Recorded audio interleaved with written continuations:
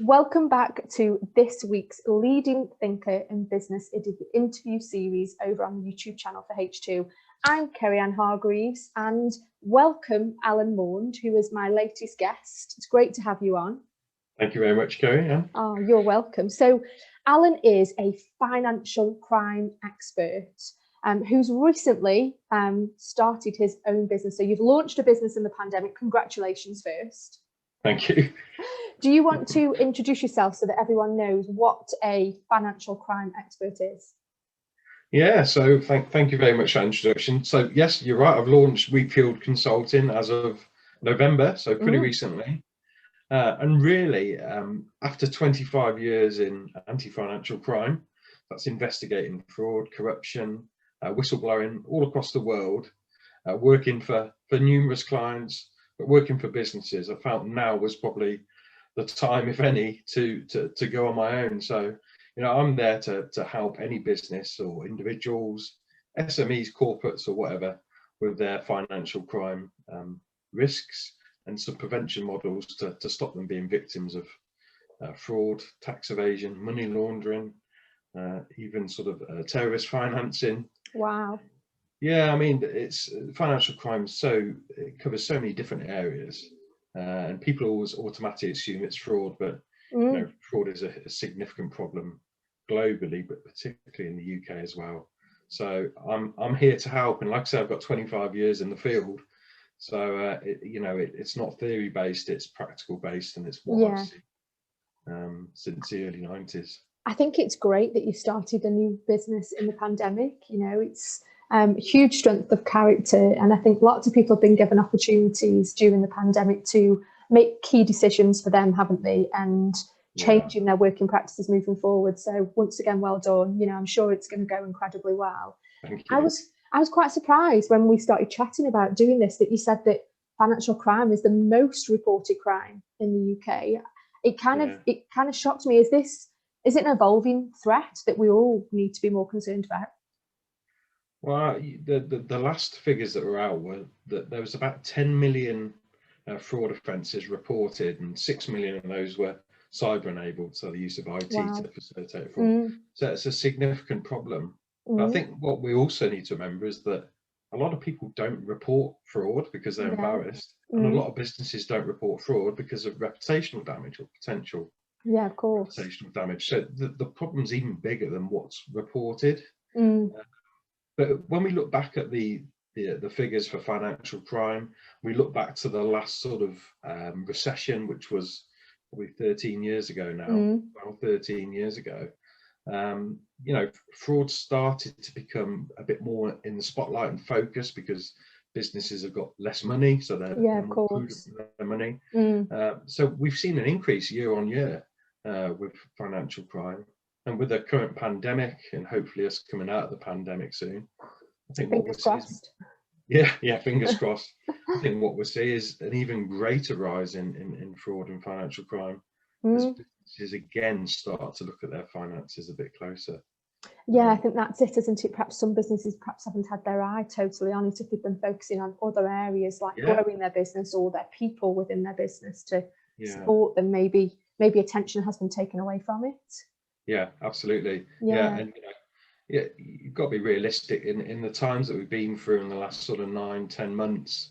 You know, in order for businesses to operate, they've had to reduce some of their controls that they've got in place, of course, and place the sort of emphasis with regards to trust. It's trust their employees more. And I always say that employees are the greatest asset to a business, but they also probably present the greatest risk. If it's not managed properly. So, you know, when you look at employees, risk and trust, and you start giving people more trust, there's the potential for those employees that are going to commit wrongdoing to take the opportunity to do it. Of course. And I remember that blog post that you wrote for me. I'm going to try and remember the title now and not get it wrong. Spotting a Walter Mitty in accountancy recruitment. And I loved it. And actually that's about people, and it's about putting those controls in place in your recruitment process to make sure that the person you're putting in place within the financial control element of your business is trustworthy, you know. So kind of how can businesses prevent perhaps a Walter Mitty, falling into that trap? What could they do? I mean, I always like to spend a lot of time with sort of the HR side of a business, because I always say to them that they're the gatekeepers really of the organisation. Yeah. So they control who comes in and who leaves the business. Mm-hmm. And I think criticism widely across all sectors over the sort of, well, particularly my working life, is around HR controls. Right. Okay. So, some are quite thorough about the recruitment process, who they take on, and they make an offer of employment, and they do the balance and checks in there. But some businesses are desperate to get people in, so they reduce their controls, their systems in place. So, there's some simple stuff in there that businesses can do in order to better protect themselves. So HR is a fundamental role. And I did the article about Walter Mitty. Yeah. That was a real life example of somebody that's gone into an organisation. That person there was very convincing, almost would be a great salesperson. They've got the patter, they say all the right things, they tick all the right boxes, and some of the controls aren't followed through correctly. So references. Taking time to look at somebody's application and compare it to, for example, LinkedIn, to make the dates match, the employers match. Looking at the CV, does it make sense? Looking at the education, the qualifications in there.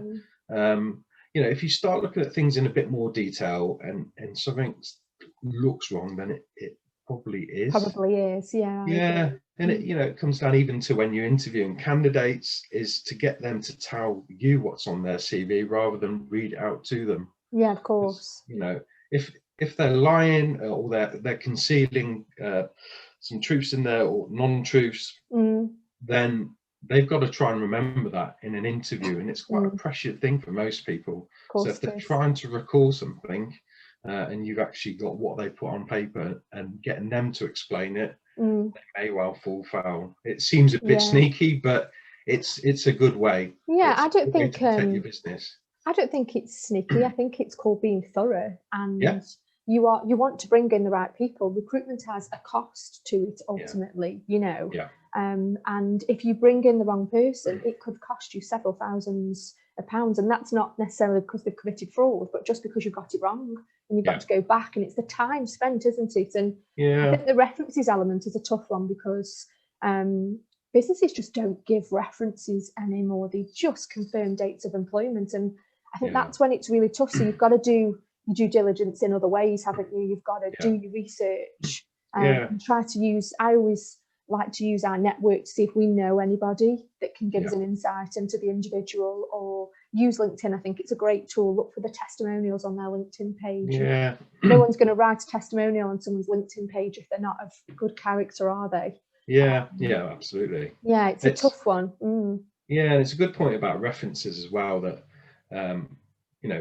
sort of pay particular attention to references where the email address makes sense for the organisation. Yes. And don't rely on Gmail or non-organisation type. In the case of Walter Mitty, with that individual there, he'd wrote his own references. Oh, really? So the only way, when I fully investigated this individual, and you look at the references on there, you can tell by the phrases and the words used in these two separate references, but they were completed by the same person, which was him. Right. So it's taking that little bit of time, these senior hires, these execs, these decision makers in the business that are potentially coming in, people in finance, accounts, wherever. Yeah, of course, that you take that time, that small amount of investment to keep your business as secure as possible. I agree. And do you know what, Alan? I didn't realise that actually you did that investigation. I thought it was, experience, but I didn't realise actually it was an investigation that you'd taken. How interesting. Yeah, I mean, that was a particularly interesting one. So I investigated it for a health body, and then presented it as a prosecution pack as such to the police to facilitate the arrest of the individual.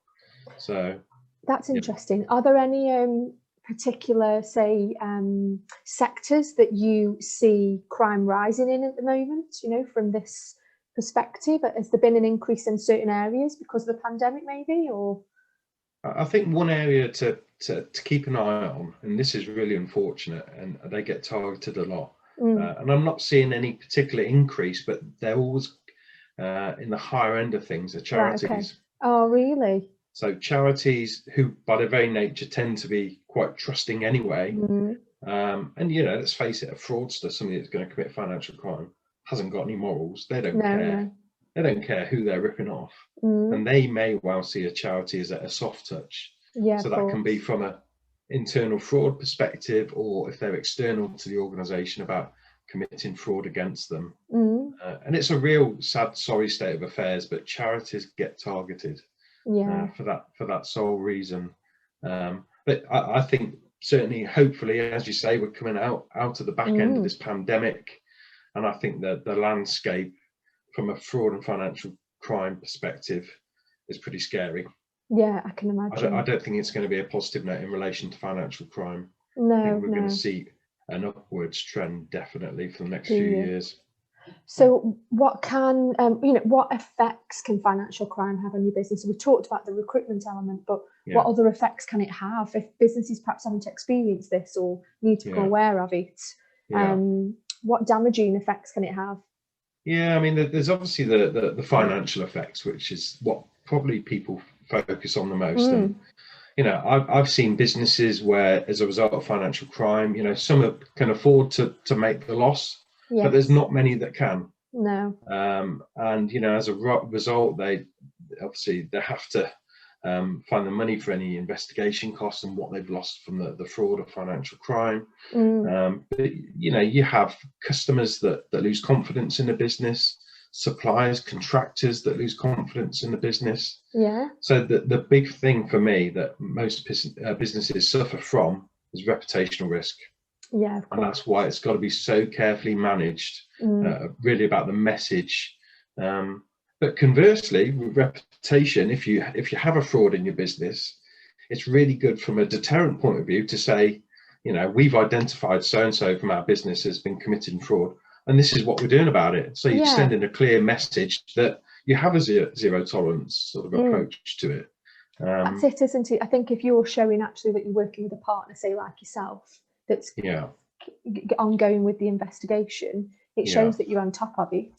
I guess we have to find some way of spinning that into a positive when we're doing business relationships. I guess it's on top of it. It's really tragic, some of the cases over the years that I've been involved in where there's been redundancies made because of an individual, and a couple of businesses have gone bust. That's the scary part of it. It has a huge effect, and particularly with internal frauds as well, where I talked earlier about trust.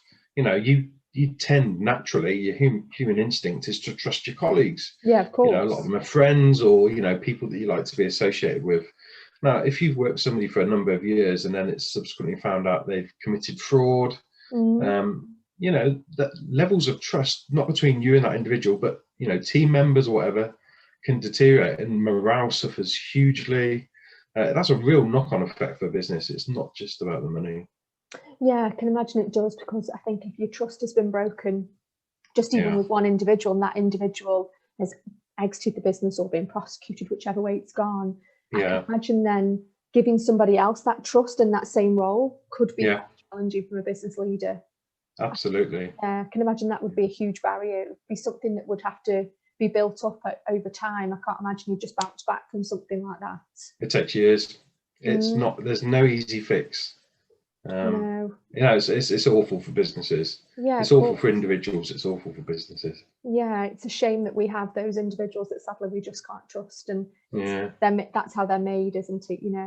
Or they've been forced into that from outside factors that we're not aware of, but still, I'd like to be in a world where we can just trust each other and never have to be in a situation of financial crime, but sadly it's not the world we live in, is it? No, unfortunately it's not. No. What simple steps, I know working with you would be one of those obviously, but what simple steps could businesses take to prevent? I think prevention is key, isn't it? We don't want to be in a situation where businesses are chasing the tail afterwards. But what could they do to prevent it? What simple steps? Yeah, I think businesses need to be honest. They need to treat fraud as a business risk, because it is a risk. It can have massive consequences to a business. So treat it as a business risk. I'd always recommend, almost a risk assessment type, that where our greatest risks in the business is, what presents the greatest risk to us. Okay. And what can we do if we identify these risks to stop that materializing into a potential financial crime? Right. So you need to be honest. You need to educate the staff about what fraud and financial crime looks like in their business. It's not a sort of off-the-shelf thing where you can say, in this sector you always get hit by this type of fraud, or this is where your risks are, because it comes down to how your business operates. So you need to look at those. You need to understand, where these areas are. Be honest and look at your systems of controls. If you're placing too much trust in individuals, then trust isn't a control. It's nice to have. It's great to trust people. Of course it is, yeah. But if it's a control, if you're treating trust as a control, somebody will exploit it. And you look at SMEs. You look at SMEs, and they say with an SME, you've got a 1 in 4 chance every year of being a victim of financial crime. And a lot of businesses don't know their victims for years. A fraud can be a one-off incident, but it's more likely, particularly internal frauds, that they go on for a substantial period of time, and it can be 3 or 4 years before it's identified. Gosh, so that's scary. Yeah, and when I talk about education, these are the kind of things that businesses need to do. Recognise the risk that fraud is, and again, how it presents itself. And businesses can have they can have clauses built into their terms, can't they, of employment and engagement? Yeah, absolutely. Perhaps highlight it because I think if you highlight it to an individual from the start, hopefully you're setting the scene, and you're setting the tone of their employment as that. It's quite a tough one to police in some organisations. Yeah, and I touched on it very briefly before about sort of zero tolerance, and it's right. It's the ethics of the business. Yes, it's about how senior people present themselves and project the business, how they operate. Now, if you've got somebody that's a bit of a cowboy, or he or she, that's just the way they do it, but it's accepted. You started then to form a business that isn't ethically sound. And people pick up on these things, and if that's your business where you operate like that, and people will think, well, if we're going to still just all, inflate our expenses, well, everybody does it, or it's fine because that's the way it is. But it's wrong. You need this zero tolerance approach, that we won't accept fraud in any circumstances. Regardless of who you are in the organisation. Exactly. Junior. So it is about setting that tone. Yeah, of course. Would you say that it happens because I can imagine it happening, and perhaps this is just because I recruit finance people into businesses, but I can see it happening massively within finance departments, or people that run payroll, for example. I've seen payroll fraud. I have seen expense fraud as well, definitely. So what you're talking about. And then I did also know of a business last year that experienced it through their shipping and warehouse department. Because perhaps what they weren't doing is doing personal checks as these individuals are leaving the business, but they're responsible for packing and shipping orders. I can imagine that being quite a problem in, say, like a warehouse and a distribution function. And I sort of touched on it before about there's no off the shelf. Every business is different, but that's a great example there. And typically the higher risk areas in a business are, as you say, sort of finance, sales, procurement, HR, payroll. Really, and these are people that, I typically get involved in the more senior people for not only most of my investigations, not all of them, but these are the decision makers. These are the people that can hide things a little bit easier, or questions won't be asked of them. They won't be challenged. And if you're looking at a finance director, for example, who's got a high sign-off level for authorizing payments, they're not going to get that challenge. So they present a greater risk.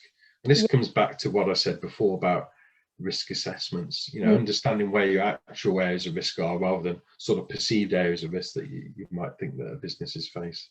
Yeah, I agree. Is there anything else that you would like to add? Any other snippets of information from your world of financial crime? One other thing that I would add is around cyber, and I mentioned right, okay.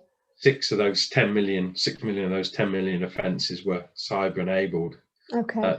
There's a lot of businesses out there now that do cyber security. I'm pretty sure they're all as they should be, but I think businesses need to invest in cyber security, or at least take it seriously.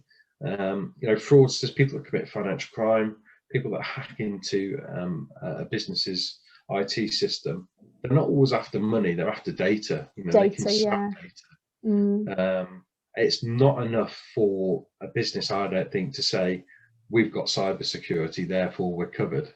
Yeah. There's exclusions for paying out on cyber security, but there's bigger questions there around, well, what are you actually doing to protect your data? Because if that gets stolen, you're going to be in a lot of trouble, not just with the Information Commissioner. Yes, you've got your customer lists, your supply lists, all the rest of it. A lot of confidential information, perhaps banking details. Yeah. So I need to take cyber seriously. There's stuff out there that the government provides, Cyber Essentials, which is almost a toolkit to help businesses to get that foot on the ladder. Yeah, of course. Which people can access quite freely, can't they? Yeah, exactly. Yeah. And it's out there. But I don't think you can underplay cyber as a risk going forward. Technology improves all the time, as we all know. We use it more and more.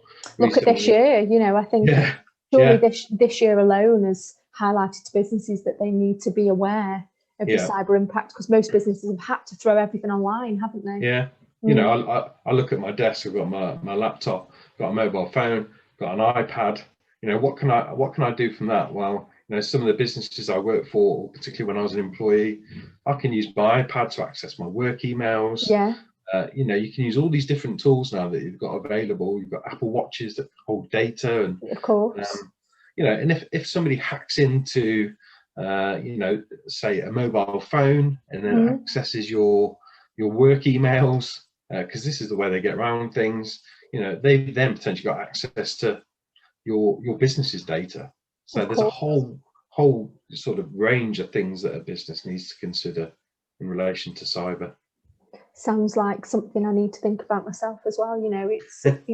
We are obviously, and we do every day, but sometimes I think it's when you have conversations like this, it comes to the forefront of your mind. You think, yes, do we have everything we need? And we do, thankfully. But businesses, I'm sure this year especially, have perhaps not thought about some of these areas. Perhaps larger businesses have, but I can imagine small businesses, those SMEs, that have perhaps just had to throw their business model out the door, and create a new working world, perhaps haven't considered all those risks, whether cyber or internal, fraud elements. Yeah, absolutely. Yeah, we should try and leave this on a positive note. Cool, Allan. I do speeches at weddings, bar mitzvahs, baptisms, whatever. I can really lift the occasion with some happy war stories from my 25 years in the anti-financial crime field. I'm so glad that you and I have spoken today. It's I think it's some real thought for consideration there that businesses need to put. So hopefully, we've added some value to the network, Allan. That would be nice, wouldn't it? Yeah, absolutely. So once again, that's Allan, and he is a financial crime expert, and it's Wheatfield Consulting, isn't it? It is, yes. So a new business from the pandemic, fantastic. So thank you